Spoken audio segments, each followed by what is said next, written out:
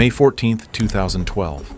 A man steps out of his car in a quiet Quebec suburb. There's a cardboard box in his trunk. Inside, $1 million in $20 bills. He's made this handoff 100 times. But today, the house he's walking toward hides 12 federal agents. The moment he opens the box, flashbang grenades detonate.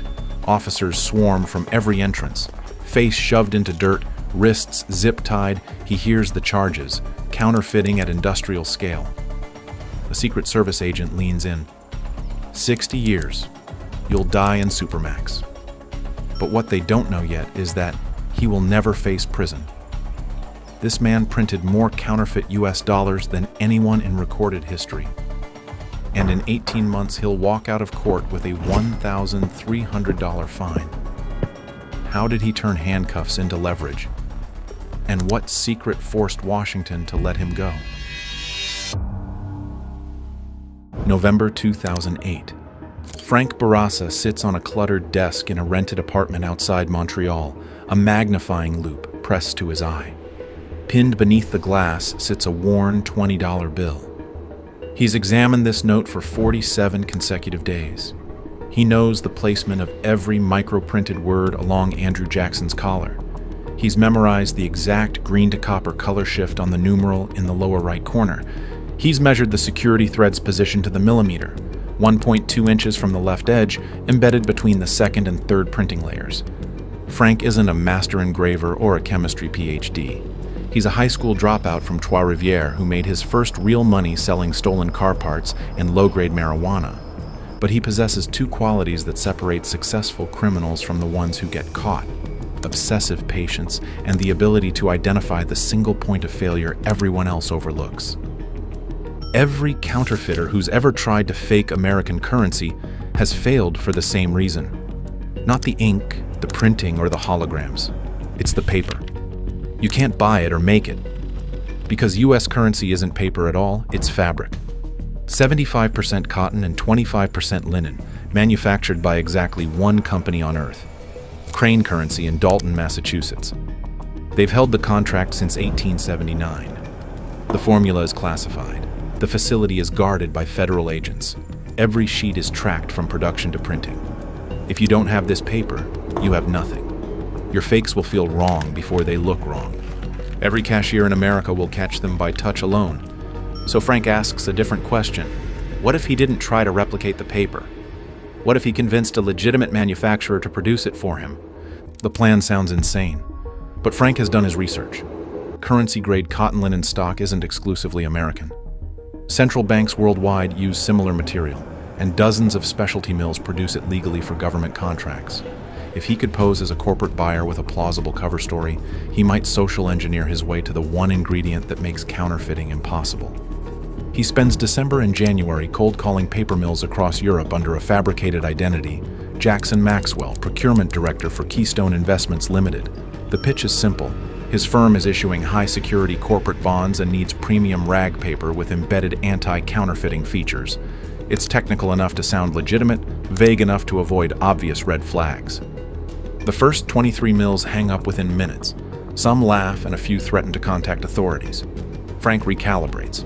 He creates a professional website for Keystone Investments. He registers a callback number in London. He has letterhead printed. Then he starts calling Switzerland. On February 3, 2009, a small Swiss company called Artos said yes. Frank can barely contain his voice. He thanks them professionally and promises to send specifications. Then he hangs up and doesn't sleep for 2 days. Over the following weeks, Frank didn't ask for everything at once. That would trigger suspicion. He fed them specifications one component at a time. 75% cotton, 25% linen blend? They could do it. Chemical treatment to defeat iodine detection pens?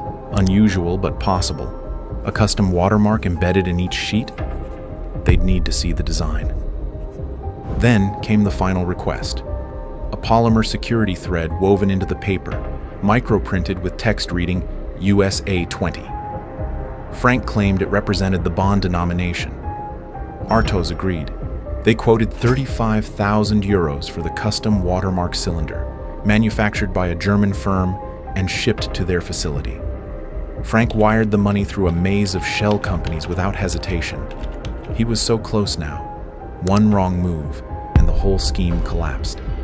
One suspicious employee, one compliance officer asking the wrong question, and Frank would be in handcuffs before the paper ever shipped. By September 2009, Artos is ready to produce.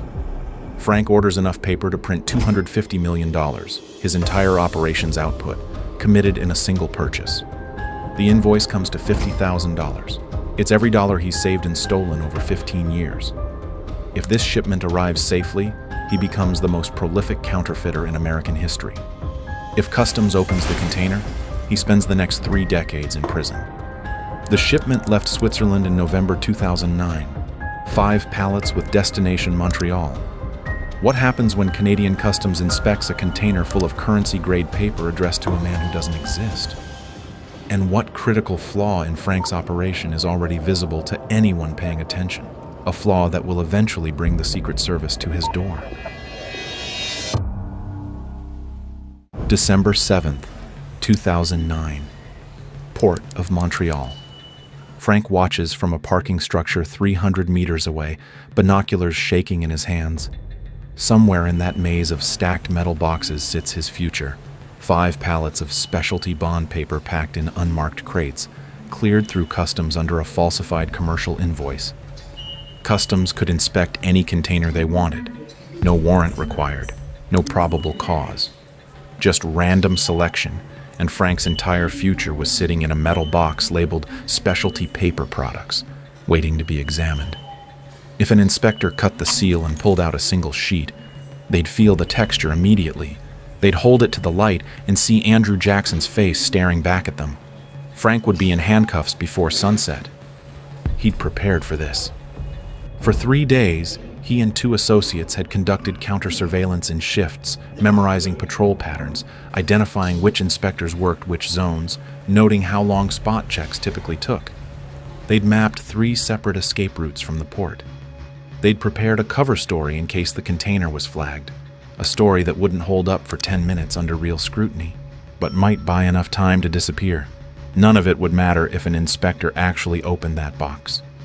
The container cleared without inspection. Frank didn't celebrate. He didn't even breathe until the truck carrying his paper was 40 kilometers from the port, winding through back roads toward a rented warehouse in Trois-Rivières. Even then, he waited.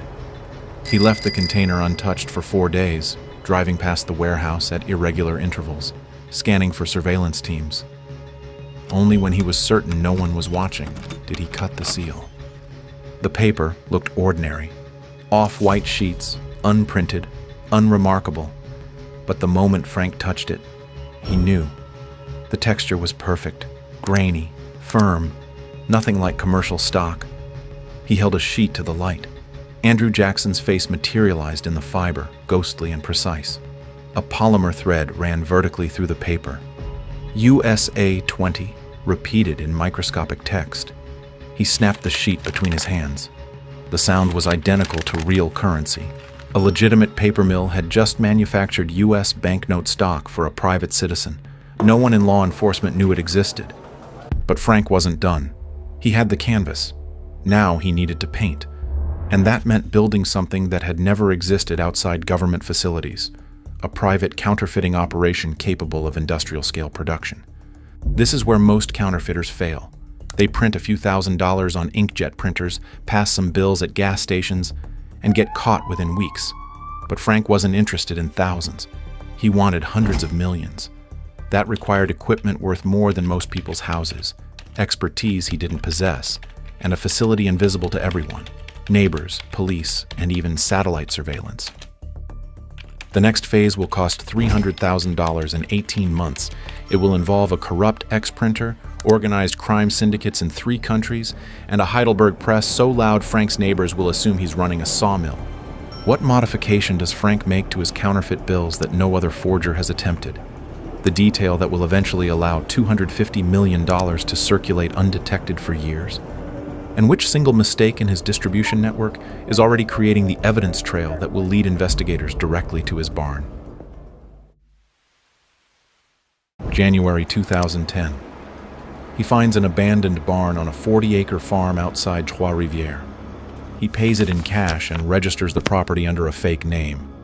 Inside, Frank has constructed a counterfeiting operation sophisticated enough to rival a government mint. The centerpiece was a 4-color Heidelberg offset press, the same type used by legitimate currency printers worldwide. Frank bought it secondhand from a bankrupt print shop for $125,000 cash. It weighed 6 tons. Moving it required a flatbed truck, a rented crane, and 4 men who thought they were relocating equipment for a packaging company.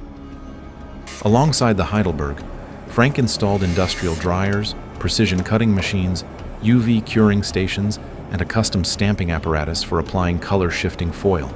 He sourced specialty inks from suppliers across 3 continents, color-shifting metallics, UV reactive compounds, the exact gray-green formulation used by the Bureau of Engraving and Printing. The total investment was just $300,000. He was all in. Every dollar he'd ever made, stolen, or borrowed was now sitting in a barn in rural Quebec.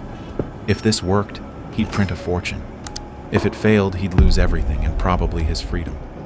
But Frank still had a problem. He could buy equipment, but he couldn't operate it. Offset printing at this level requires years of training. The color calibration alone takes months to master. One wrong setting and the output looks obviously fake. So Frank did what he always did. He found someone who could be bought. Through underworld connections, he recruited a skilled press operator, a man who'd run a legitimate print shop before serving time for an unrelated crime. This man would become Frank's technical director, teaching him everything about ink density, plate alignment, and the 1,000 small details that separate amateur counterfeits from supernotes. The first test runs were disasters. Colors too saturated. Registration off by fractions of a millimeter. Security features misaligned. Frank burned every failed sheet and started over. For 3 months, he printed nothing but garbage. $300,000 invested, and he couldn't produce a single usable bill. The pressure was crushing. Every day the operation continued was another day someone might notice, a neighbor asking too many questions, a supplier getting suspicious, a random traffic stop that led somewhere it shouldn't. Frank was bleeding money he didn't have, waiting for a breakthrough that might never come. Then, in April 2010, the Heidelberg produced its first perfect $20 bill. Frank held it next to a genuine note. He couldn't tell the difference. Neither could the UV lamp, the iodine pen, or the magnifying loupe he used to check the microprinting. The watermark was flawless. The color-shifting ink transitioned from copper to green at exactly the right angle. The paper snapped correctly. The weight was identical. He ran it through every detection test he could find. It passed them all. By December 2010, Frank has printed 12.5 million counterfeit 20s, $250 million face value. The bills fill 47 wooden crates stacked in a secondary barn on the same property. It's more fake American currency than the Secret Service has seized in any single operation in the agency's 155-year history. But the most important thing in the operation is that Frank didn't spend his counterfeits. He sold them. This is the difference between amateur counterfeiters and professionals. Amateurs pass fake bills one at a time, $20 at a gas station, $50 at a restaurant, and get caught within weeks because cameras, witnesses, and serial number tracking create an evidence trail. Professionals become wholesalers. They sell bulk counterfeit to criminal organizations at a steep discount, let someone else take the distribution risk, and collect clean money in return. Frank's rate, 30 cents on the dollar. For every $1 million in fake 20s, he charged $300,000 in real currency. Given the extraordinary quality of his product, buyers lined up. He sold through a single trusted middleman to organized crime contacts in 3 countries. The rules were strict. No distribution in Canada, nothing in the northeastern United States, and the bills had to enter circulation overseas first, Europe, Asia, anywhere that would delay pattern detection.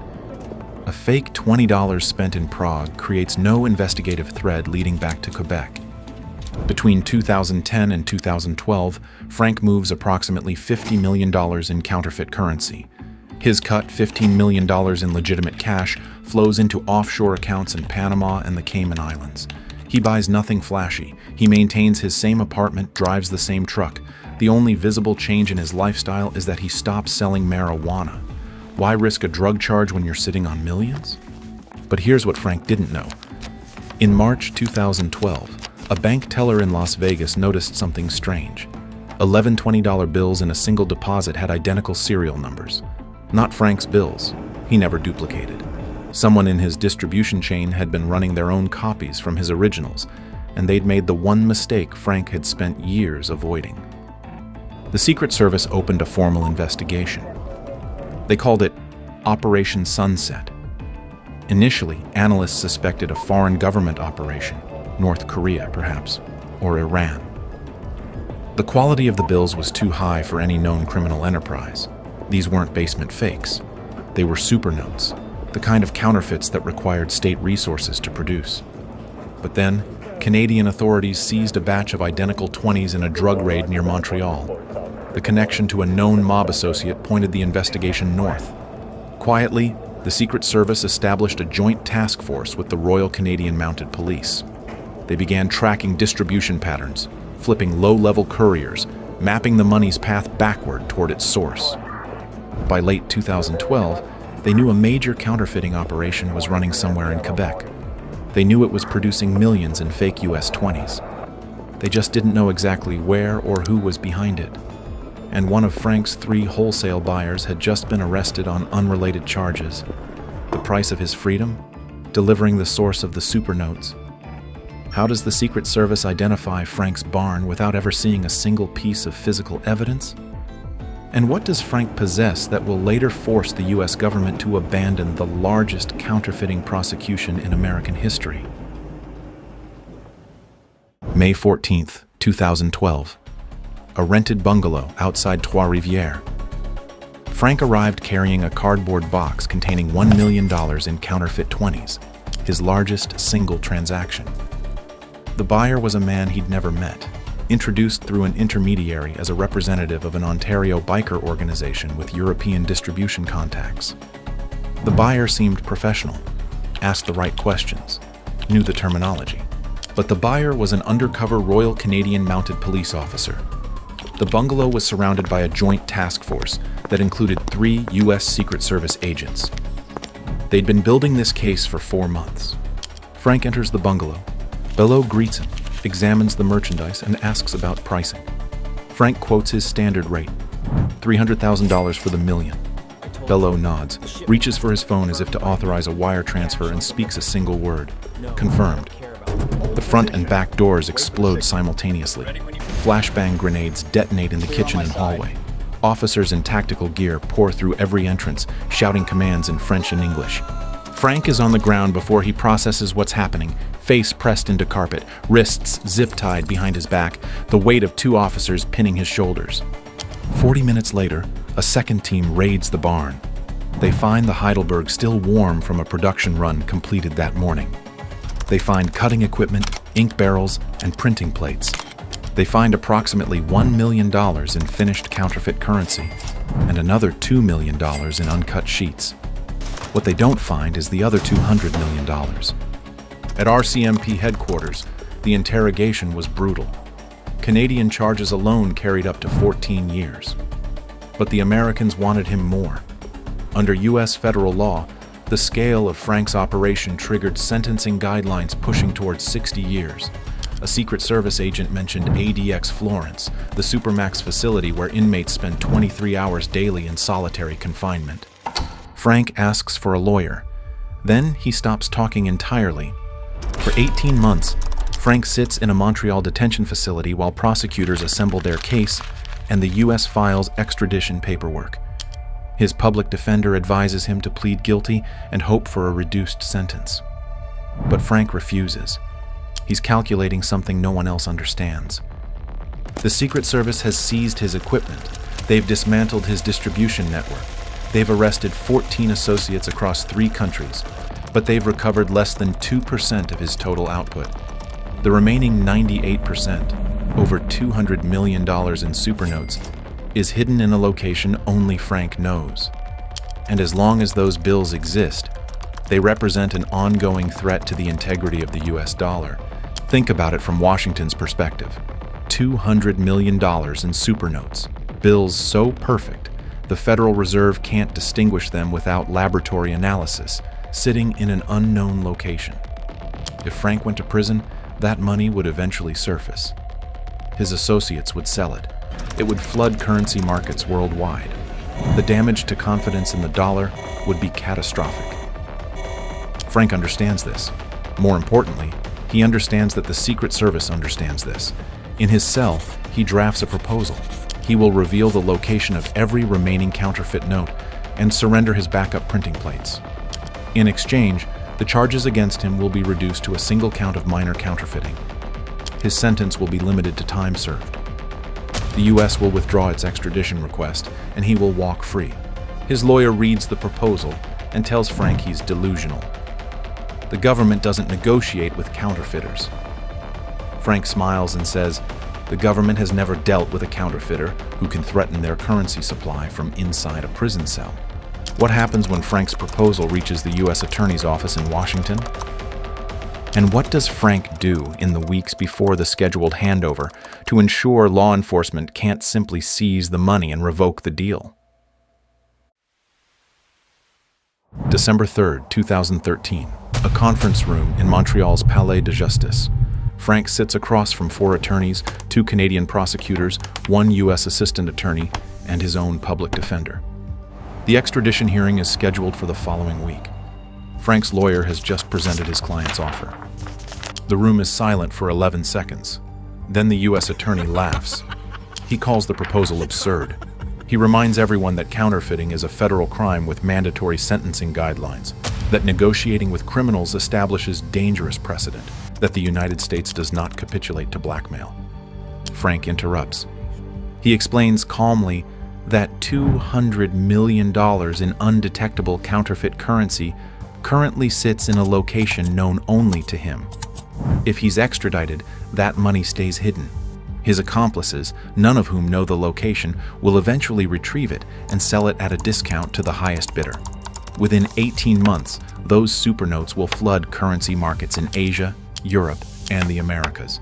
The damage to confidence in the dollar will far exceed whatever satisfaction the government derives from imprisoning him.